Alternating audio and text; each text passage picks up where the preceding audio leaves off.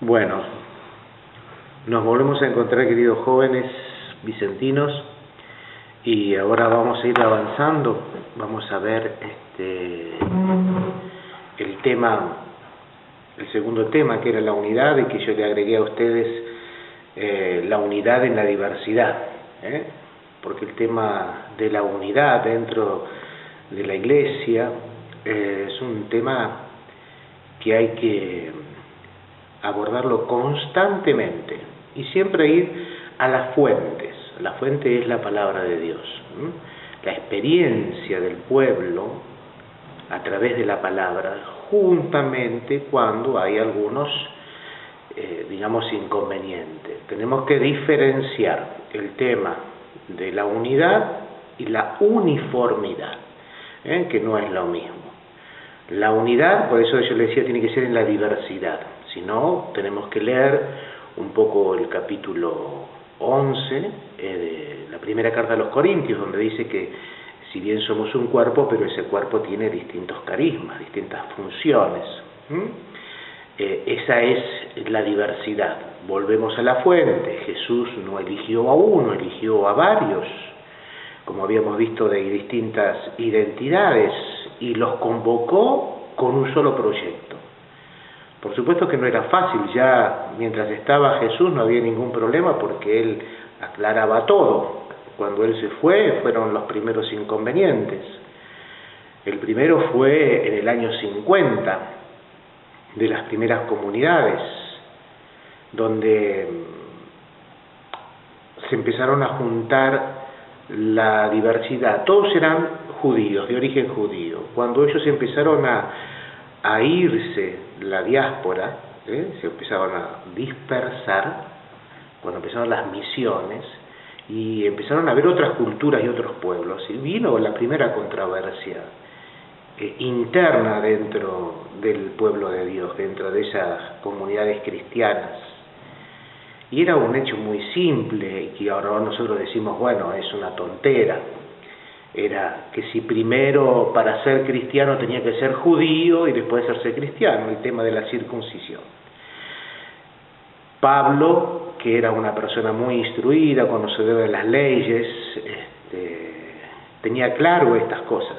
Por algo lo eligió Dios para ser el teólogo, ¿no?, de nuestras comunidades, y hoy nos basamos mucho en ello. Yo en la carta he puesto muchas citas de él, porque él nos clarifica mucho y clarificó mucho las primeras comunidades.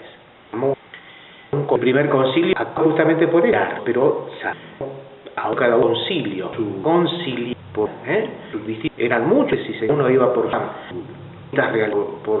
distintos países, se encontraba con distintas identidades. En esa cristiana, pero ya es de unidad entre comunidades. Podemos decir, había cada uno los espíritus, si no tenemos, no podemos conciliar ideas, porque conciliar ideas que vienen que reconciliar. Eso es algo muy importante, a veces sí, pero difícil de poner en práctica.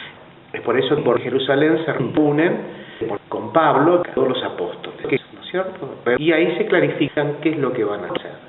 Llegan a la conclusión de que para ser cristiano no hace falta ser judío, ¿no es cierto? También otras cosas, por ejemplo, las cosas impuras, de no comer algunos animales que eran prohibidos para la ley judía. Bueno, el cristiano está abierto a todo ese tipo de cosas, porque él vino a hacer las cosas nuevas. Entonces Jesús le dio una manera nueva, un espíritu nuevo.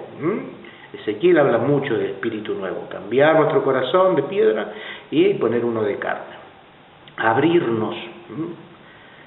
¿Cómo llegó hoy la iglesia a todos los pueblos? Es porque tuvo que abrirse a la gente, a la cultura.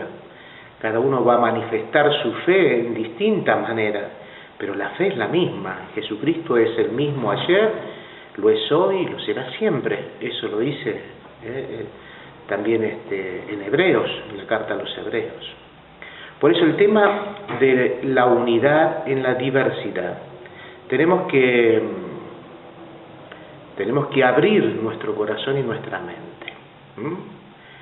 Yo les decía, la identidad no es la misma en una ciudad que en el interior del país y con otras culturas. La Argentina es muy grande y tiene diversidad de culturas. No es una sola, no es la ciudadana. También hay otras maneras, otras identidades. Lo que sí tiene que permanecer es el espíritu. El espíritu que tiene que llevarnos a conciliar todas estas ideas.